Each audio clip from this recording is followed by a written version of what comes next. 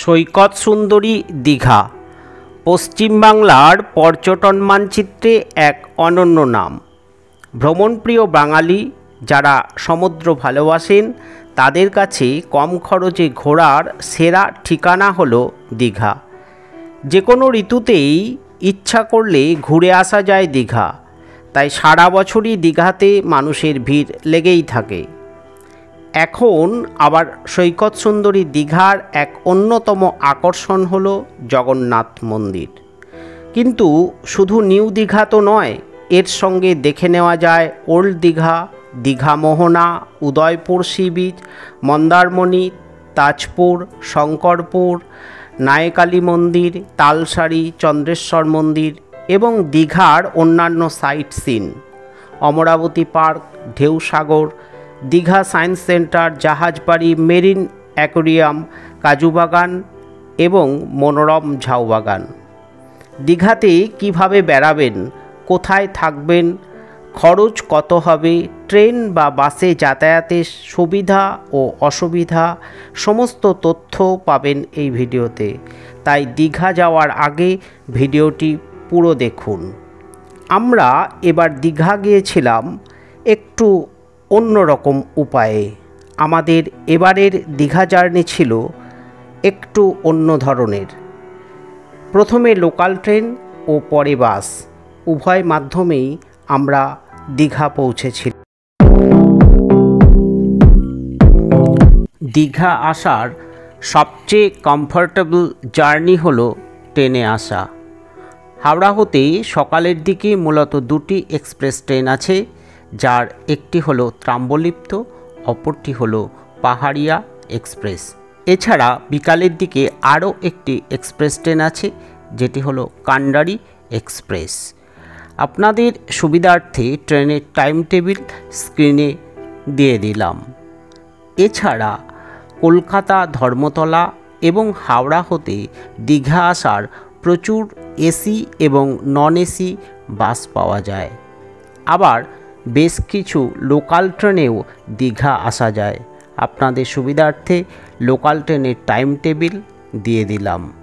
হাওড়া হতে লোকালে দীঘা আসতে হলে প্রথমে হাওড়া পাঁশকুড়া লোকাল ধরে পাঁশকুড়া আসতে হবে, পরে পাঁশকুড়া হতে দীঘা লোকাল ধরে দীঘায় আসতে পারেন।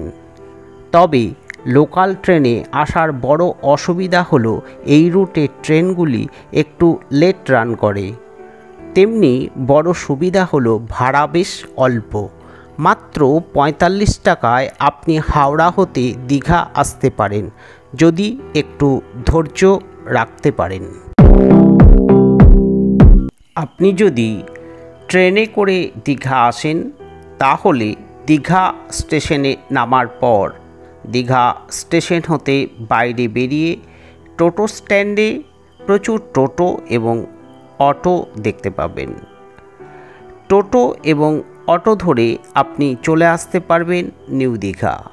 তবে টোটোতে ওঠার আগে অবশ্যই ভাড়া ঠিক করে তবেই উঠবেন, না হলে আপনাকে বাড়তি টাকা গুনতে হতে পারে। আর বাসে এলে নামবেন জাহাজবাড়ির কাছে, তাহলে আপনার হোটেল খুঁজতে ভীষণ সুবিধা হবে। এখানে প্রচুর হোটেল আছে। এছাড়া এই হোটেলগুলো খুঁজে দেওয়ার জন্য প্রচুর টোটোও পাওয়া যায়, যারা আপনাকে বিভিন্ন হোটেল ঘুরিয়ে দেখায়। আপনি ইচ্ছা করলে তাদের সাহায্য নিতে পারেন, তবে অবশ্যই টোটোতে ওঠার আগে ভাড়া ঠিক করে তবেই উঠবেন। এবার আমাদের দীঘা আসার পরিকল্পনা হঠাৎ করে ঠিক হয়। আমরা সিদ্ধান্ত নিই বাস এবং ট্রেন উভয় মাধ্যমেই এবার দীঘা যাব, জার্নিটা বেশ উপভোগ হবে। তাই আমাদের ঠিক ছিল হাওড়া হতে 11টায় হাওড়া খড়গপুর লোকাল ধরব। আর সেই কারণেই কাটোয়া হতে আমরা সকাল 7টায় হাওড়া কাটোয়া লোকাল ধরি। এটি হাওড়া পৌঁছায় 10টা 20-তে। হাওড়াতেই কিছুটা টিফিন করে ট্রেনে উঠি। ট্রেন যাত্রা ভালোই চলছিল। ইচ্ছা ছিল পাঁশকুড়া থেকে পাঁশকুড়া দীঘা লোকাল ধরব, কিন্তু ট্রেনটি লেট থাকায় পাঁশকুড়া হতে দুটো 5-এর পাঁশকুড়া দীঘা লোকালটি পাবো না বলে আমরা সিদ্ধান্ত বদল করি। আমরা নেমে পড়ি মেচেদায়।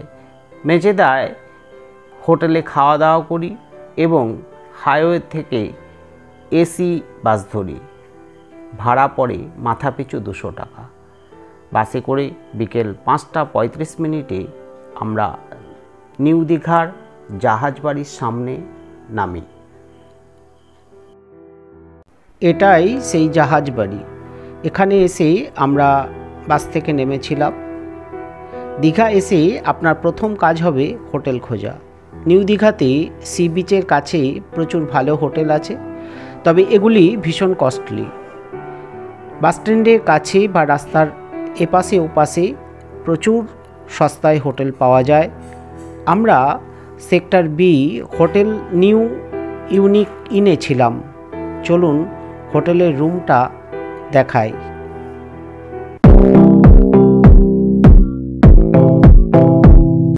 দীঘার হোটেলের ভাড়া সিজন অনুযায়ী ওঠানামা করে। কিছু হোটেলের ভাড়া দরদাম করে নিতে হয়। হোটেলের কন্ট্যাক্ট নং ডেসক্রিপশন বক্সে দিয়ে দিলাম, আপনাদের সুবিধার্থে যোগাযোগ করে নিতে পারেন। তবে যে হোটেলই বুক করুন না কেন অবশ্যই ভেরিফাই করে বা রুমগুলি দেখে নিয়ে তারপর বুক করবেন, তাহলে খুব ভালো হয়। কোথায় খাবেন ভাবছেন? বেশিরভাগ হোটেলেরই ক্যান্টিন বা রেস্টুরেন্ট আছে, আপনাদের পছন্দ মতন সেখানেও খেতে পারেন। তাছাড়া দীঘার মার্কেটে প্রচুর খাবারের দোকান আছে, সেখানেও খেতে পারেন। আমরা প্রতিদিনই নাইটে সেন্ট্রাল ক্যান্টিনে খেয়েছিলাম। এটি মিত্র ক্যাফের ঠিক নিচেই এবং সি বিচের খুব কাছে হওয়ায় আমরা এখানেই প্রতিদিন খাওয়ার সিদ্ধান্ত নিয়েছিলাম। খাবারের মান বেশ ভালো, তবে সকালের ব্রেকফাস্ট প্রতিদিনই বাইরে করেছিলাম। আপনারা যদি শনিবার দীঘায় আসেন এবং ওয়ান নাইট স্টে করতে চান, তাহলে হোটেল পাওয়ার ক্ষেত্রে একটু সমস্যা হতে পারে, কারণ সি বিচের কাছে হোটেলগুলি বেশিরভাগই 2 নাইট ছাড়া ভাড়া দিতে চায় না, মূলত ও শনি ও রবিবারের ক্ষেত্রে। তাছাড়া রবিবারে বেশ ভিড় হয়, তাই এই বিষয়টি দীঘা আসার আগে মাথায় রাখবেন।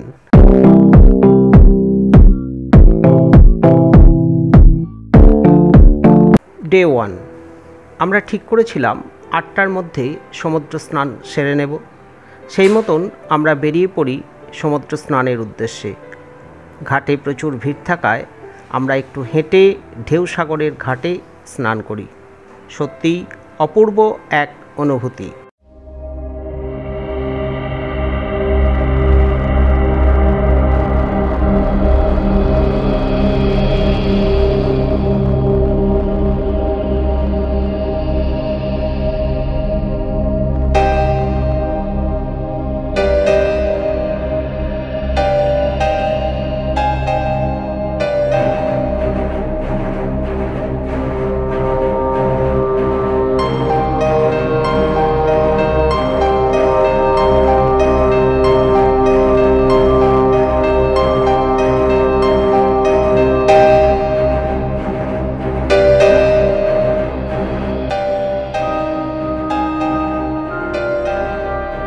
এরপর হালকা ব্রেকফাস্ট করে আমরা বেরিয়ে পড়ি আউটসাইডের উদ্দেশ্যে। একটা টোটো রিজার্ভ করি, ভাড়া পড়ে 900 টাকা।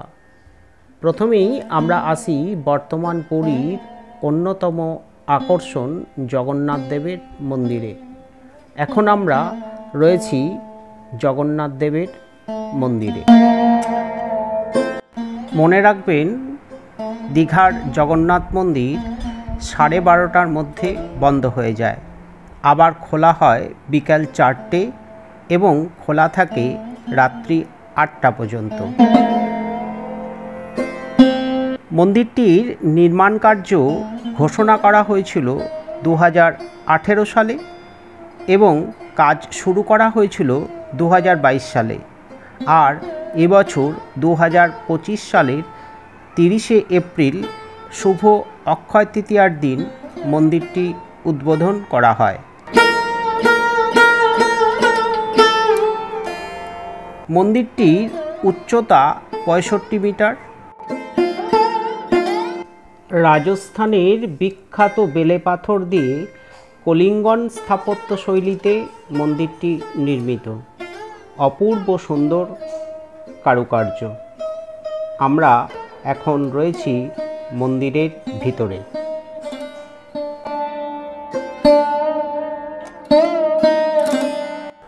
মন্দিরে মোট 4টি স্তম্ভস্তরণ আছে। এই 4টি স্তম্ভস্তরণ পেরিয়ে মূল মন্দিরে প্রবেশ করতে হয়। দ্বিতীয় প্রবেশদ্বারের ডান পাশে আছে এক সুন্দর বিষ্ণু মূর্তি এবং তৃতীয় প্রবেশদ্বারে আছে 16টি স্তম্ভ। চতুর্থ প্রবেশদ্বারে 4টি স্তম্ভ, যা মূল মন্দির। এখানে দেববেদিতে আছেন জগন্নাথ দেব, বলরাম ও সুভদ্রার মূর্তি।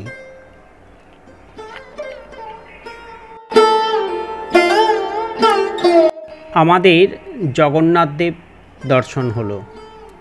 মূল মন্দিরের পিছনে আরও একটি স্তম্ভস্তরণ আছে, যার ভিতর দিয়ে বাইরে বেরিয়ে আসতে হয়। মন্দিরের পাশে সুন্দর জলাশয়ে শ্বেত ও লাল পদ্মের সমারোহ।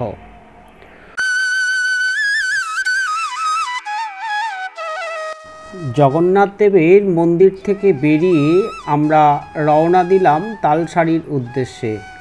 পথে যেতেই পড়ল রাধাকৃষ্ণ মন্দির। এরপর এলাম চন্দ্রেশ্বর শিব মন্দিরে।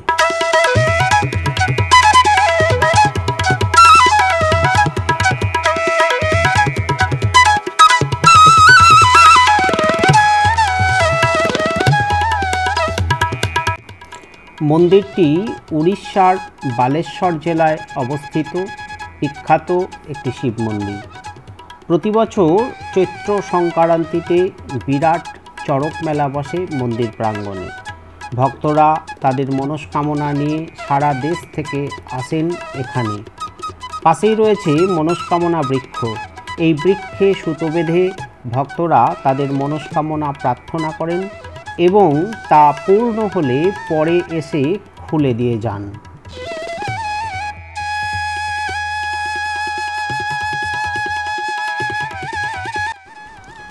এখন আমরা রয়েছি উড়িষ্যা ও পশ্চিমবঙ্গ সীমান্তে লাগোয়া তালসারি সমুদ্র সৈকতে। এখন দুপুর প্রায় 1টা। একটু আগেই এক পশলা বৃষ্টি হয়ে গেল। লাঞ্চটা এখানেই একটা ছোট্ট হোটেলে সেরে নিলাম। ব্যস্ত দীঘা সমুদ্র সৈকতের বিপরীতে তালসারি এক শান্ত মনোরম সৈকত। এখন ভাটা চলছে। এই সৈকতেই আছে হাজার হাজার লাল কাঁকড়া। এই যে নদীটা দেখছেন, এটা সুবর্ণরেখা নদী। বোটে করে এই নদী পেরিয়েই যেতে হবে সমুদ্রের বালুতটে লাল কাঁকড়ার দেশে। চলুন ঘুরে আসি।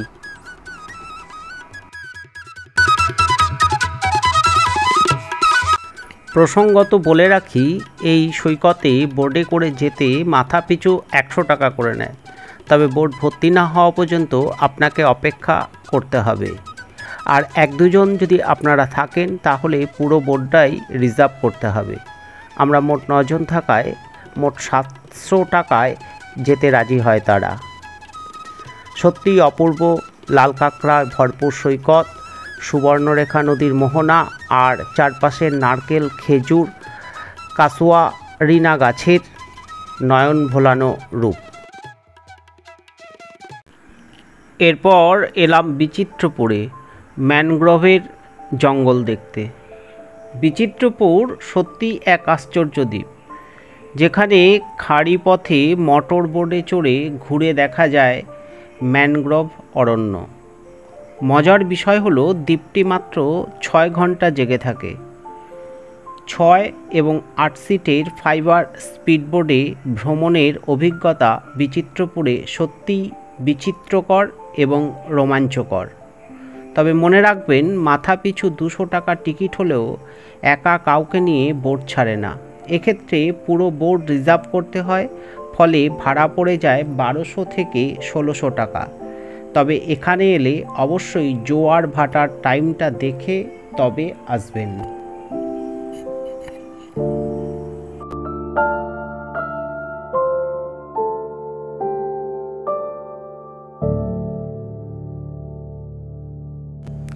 এবার ফেরার পালা। ফিরতি পথে এলাম উদয়পুর সি বিচে। নিউ দীঘা আর তালসারির মাঝে এটি অবস্থিত। কি বলবো, এ তো আনন্দের উদয় বীচ, চারিদিকে রঙিনতায় ভরপুর। সৈকতের জলে অস্থায়ী বিভিন্ন খাদ্যদ্রব্যের স্টল রয়েছে। এই অস্থায়ী স্টলগুলিতে মাছ, কাঁকড়া ও চিংড়ি মাছ রান্না করে বিক্রি করছে। 100 ও 200 টাকা ভাড়ায় অনেক বাইক রয়েছে, যা সৈকতের বালিতে চালিয়ে আনন্দ উপভোগ করতে পারবেন। রয়েছে ছোটদের জন্য হর্স রাইড, 150 টাকায় দুজনা রাইড করা যায়।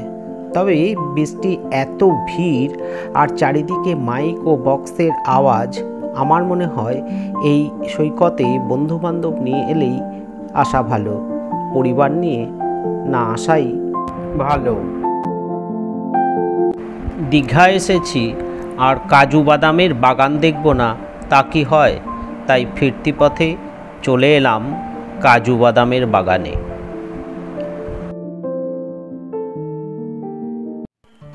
সারাদিনের ঘোরাঘুরিতে বেশ টায়ার্ড লাগছিল। হোটেলে ফিরে একটু ফ্রেশ হয়ে হালকা টিফিন করে আধ ঘন্টা বিশ্রাম নিয়ে 6টার সময় আবার ঘুরতে বেরোলাম। গন্তব্য দীঘা সায়েন্স সেন্টার। নিউ দীঘার বিচ হতে সায়েন্স সেন্টার মাত্র 10 মিনিটের পথ।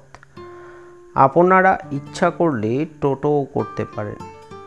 সেন্টারে এন্ট্রি টিকিট মূল্য 40 টাকা করে। তবে ভিতরে শো দেখবার জন্য আলাদা আলাদা টিকিট নিতে হয়। ভিতরে ঢুকেই বাঁদিকে রয়েছে ম্যাজিক কল, যা থেকে পড়ে চলেছে উৎস ছাড়া জল। মূল বিল্ডিংয়ে ঢুকলেই ফিজিক্স, কেমিস্ট্রি আর জ্যামিতির অনবদ্য মেলবন্ধন সত্যি মুগ্ধ করে। বিজ্ঞান ভিত্তিক অজস্র বিষয়, যা ছোটরা অনায়াসে করতে পারবে ও শিখতে পারবে। বিজ্ঞানের প্রতি সকলকে আকৃষ্ট করার অভূতপূর্ব প্রয়াস সত্যিই সাধুবাদযোগ্য। বিজ্ঞান সেন্টার হতে বেরিয়ে চলে এলাম ঢেউসাগর পার্কে। বিজ্ঞান সেন্টার হতে মাত্র 3 মিনিটের হাঁটা পথ। ঢেউসাগরের প্রবেশ মূল্য মাত্র 20 টাকা। পার্কটি বিকাল 5টা হতে রাত্রি 10টা পর্যন্ত খোলা থাকে। আর রাতের আধারে আলোর ঝলমলেতে এ পার্ক সত্যিই মায়াবী। আর এখান থেকে সমুদ্রকে সত্যিই অপূর্ব দেখায়। আর ঢেউসাগর দেখার পর সমুদ্রের এই ধার ধরে হাঁটা পথে চলে আসতে পারবেন নিউ দীঘা সি বিচে। ডে 2, দ্বিতীয় দিন আমরা ওল্ড দীঘা থেকে মন্দারমণি যাওয়ার সিদ্ধান্ত নিই।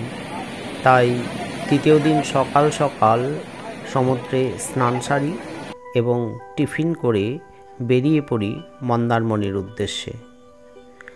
দ্বিতীয় দিন আমরা একটা সমস্যার মধ্যে পড়ি, আপনারাও জেনে রাখতে পারেন। মন্দারমণি যাওয়ার জন্য আগের দিন রাত্রে একটি অটো রিজার্ভ বুক করি 1200 টাকা দেবার কথা বলে। টাইম দেওয়া হয় সকাল 9টা 30 মিনিটে। সেই মতন আমরা রেডি হয়ে অটোর অপেক্ষায় থাকি, কিন্তু 10টা বাজলেও অটোওয়ালা আর আসে না। ধৈর্যহীন হয়ে অটোওয়ালাকে ফোন করি। ফোনে সে পরিষ্কার জানায় যে আমাদের চেয়ে বেশি টাকায় ভাড়া পেয়েছে, তাই সে আমাদের নিয়ে যেতে পারবে না। তারপর চেষ্টা করেও তাকে ফোনে পাওয়া যায়নি। তাই নিরুপায় হয়ে আমরা অটো স্ট্যান্ড হতে 1400 টাকায় আর একটি অটো রিজার্ভ করি। এই ধরনের ঘটনা আপনাদের সঙ্গেও ঘটতে পারে, তাই অটো বা গাড়ি রিজার্ভের ক্ষেত্রে অবশ্যই সচেতন হবেন। আমরা এখন জলধা ব্রিজ ক্রস করছি।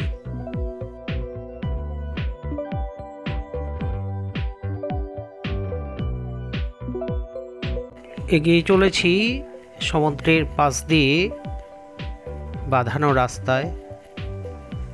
অপূর্ব সুন্দর এই রাস্তার দৃশ্য। আমরা পৌঁছে গেছি মন্দারমণি। এখন রয়েছি এই মন্দারমণিতে। অপূর্ব সুন্দর এই বীচটি। ভাটা চলছে, তাই সমুদ্র অনেকটা দূরে রয়েছে। এই বীচটির প্রায় 13 কিমি দীর্ঘ। মন্দারমণি ভারতের দীর্ঘতম সমুদ্র সৈকত হিসাবে বিবেচিত হয়। বালুকাময় এই তটে অনেক লাল কাঁকড়াও দেখতে পাওয়া যায়। আজকের দিনটা বেশ সুন্দর লাগছে। মেঘলা আকাশ মন্দারমণিকে সত্যি অপূর্ব লাগছে। এখানে ঢেউয়ের আকার দীঘা অপেক্ষা বেশ ছোট। এইমাত্র হালকা বৃষ্টি শুরু হলো। বৃষ্টি ভেজা পায়ে ছাতা মাথায় চলুন উপভোগ করি মন্দারমণির এই শান্ত নিরিবিলি পরিবেশ।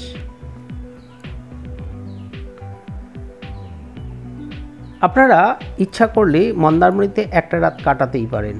এখানে প্রচুর হোটেল আছে, তবে এই হোটেলগুলো দীঘার মতন ঘিঞ্জি নয়।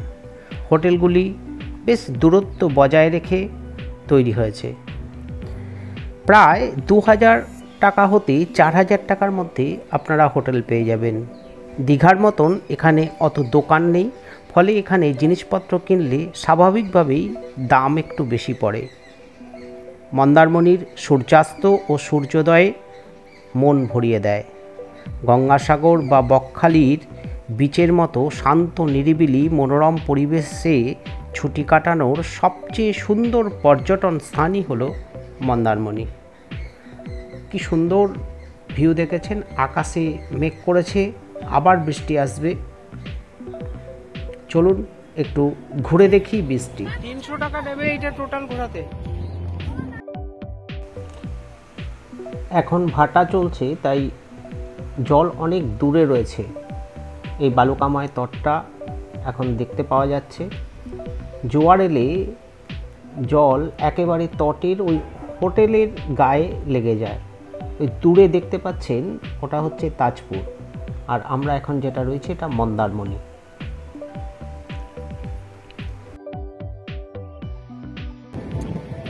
সব লাল কাঁকড়া পাওয়া যায়। সব জল জোয়ারের জল ছিল, কত হয়ে গেছে, শুকিয়ে যাচ্ছে।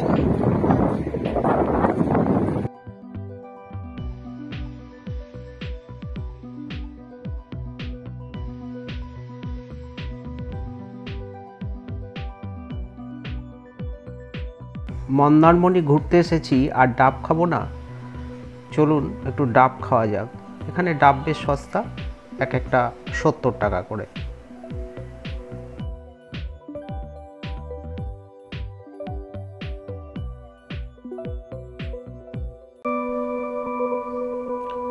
এখন আমরা যাচ্ছি তাজপুর।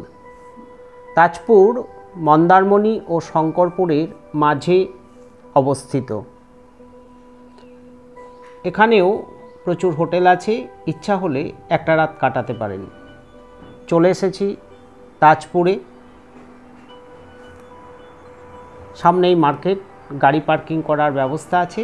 যে দোকানগুলো দেখছেন এই দোকানগুলোতে মাছ মাংস রান্না করে খাওয়ানোর ব্যবস্থা আছে। তাজপুর সৈকতটি অনেকটা সমতল এবং ভগ্নপ্রায়।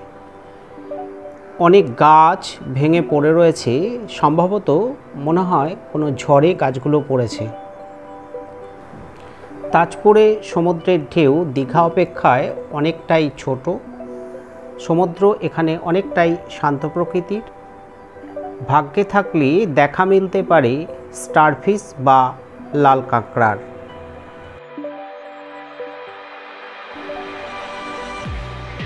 তাজপুরের অন্যতম আকর্ষণ হলো এর লাইট হাউস। ভিতরের প্রবেশ মূল্য মাত্র 10 টাকা।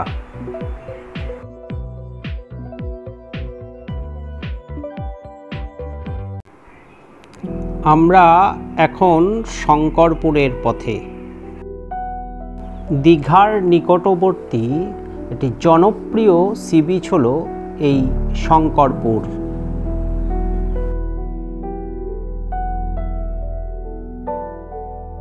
ইউক্যালিপটাস আর ক্যাসোরিনা গাছ দ্বারা পরিবেষ্টিত শঙ্করপুর সি বিচটি অতীব মনোরম।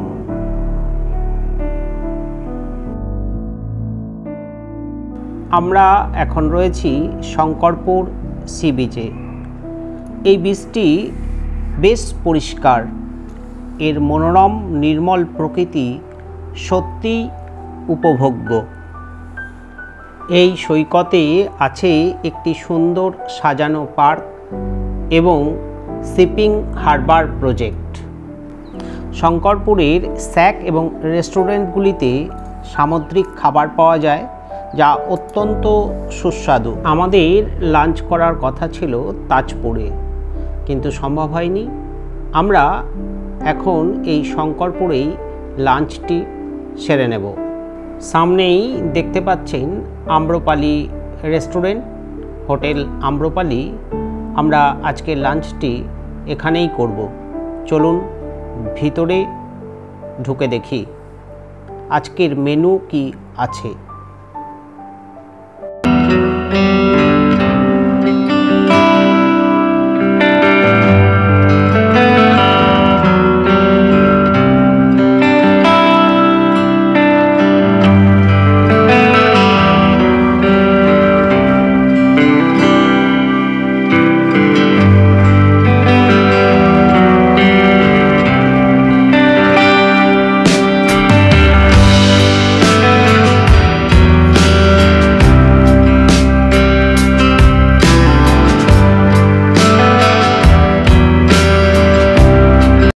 এই সৈকতে থাকারও অনেক হোটেল আছে।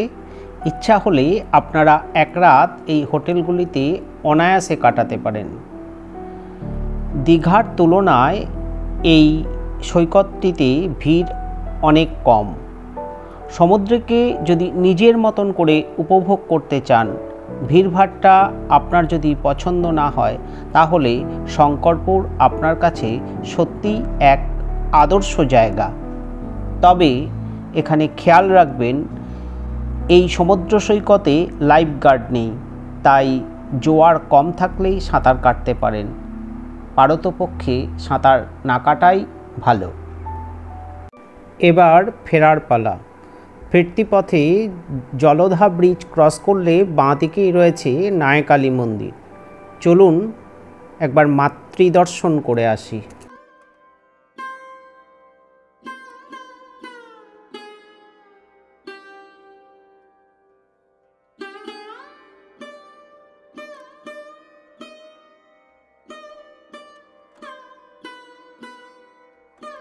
300 বছরের পুরনো এই মন্দিরকে ঘিরে নানা লোককথা ও লোকবিশ্বাস ঘোরাফেরা করে। অনেকের মতে এখানে দেবী যখন আবির্ভূত হন, তখন এই অঞ্চল গভীর জঙ্গলে পরিপূর্ণ ছিল। এখানেই এক তেঁতুল গাছের কোঠর থেকে মায়ের নাকি আবির্ভাব হয়। প্রথমে একচালা করে দেবীর পূজা শুরু হয়। দেবীর মাহাত্ম্য কথা লোকে মুখে ছড়িয়ে পড়লে জাগ্রত দেবী এই নায়কালীর পূজা চালু হয়। এখন আর সেই একচালা নেই, তার জায়গায় স্থান নিয়েছে এই মন্দির। চলুন এ ব্যাপারে মন্দিরের সেবায়েত কি বলছে শুনে নিই।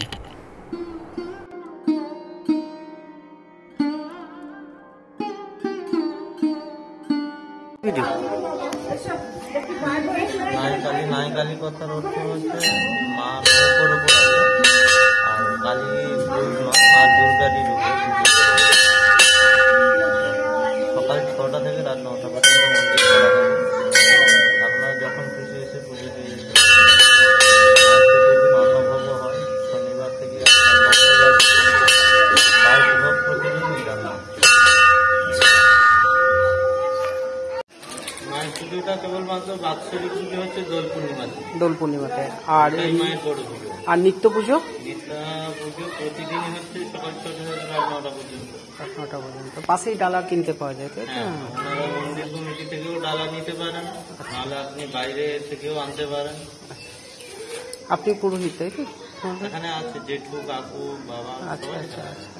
আপনাদেরই কি বংশগত পরম্পরায় ওনারা করে আসছে।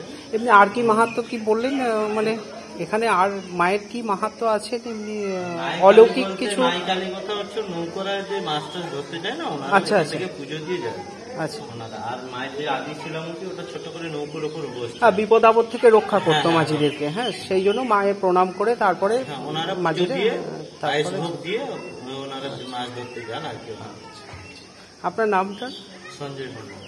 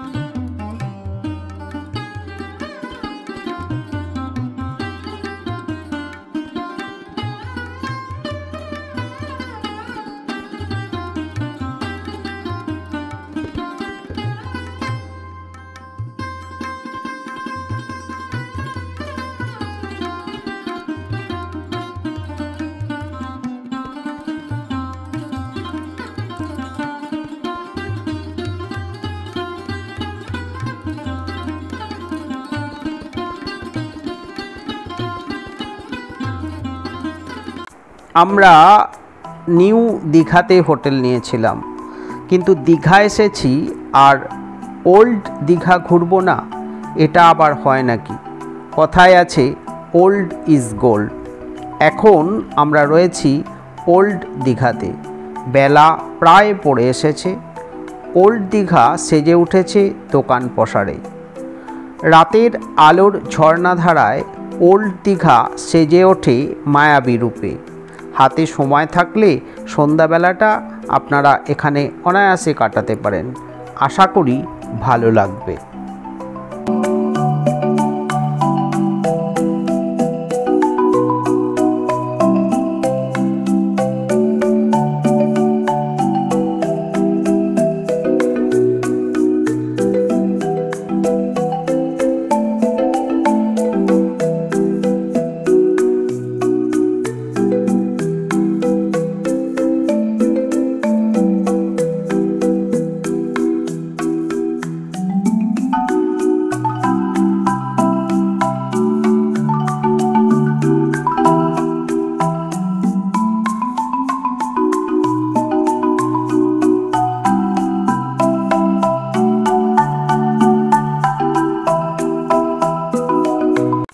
আজকের দীঘা ঘোরার আমাদের শেষ ঠিকানা অমরাবতী পার্ক। পার্কের এন্ট্রি টিকিট মূল্য 10 টাকা। পার্কটি বিভিন্ন গাছগাছালি দিয়ে সুন্দরভাবে সাজানো। পার্কটিতে একটি লেক আছে। এই লেকে 60 টাকার টিকিটের মূল্যে 25 মিনিট আপনি ভ্রমণ করতে পারবেন বোটে। আর অমরাবতী পার্কের মূল আকর্ষণই হলো রোপওয়ে।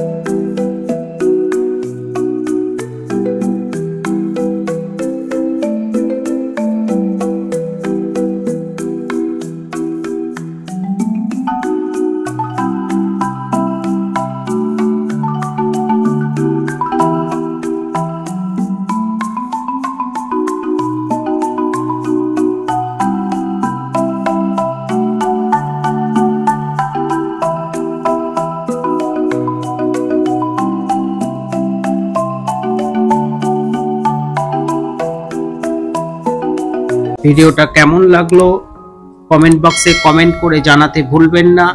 আর যারা এখনো আমার চ্যানেলটিকে সাবস্ক্রাইব করেনি তাদের কাছে অনুরোধ, অবশ্যই চ্যানেলটিকে সাবস্ক্রাইব করে পাশে থাকবেন। ভালো থাকুন, সুস্থ থাকুন।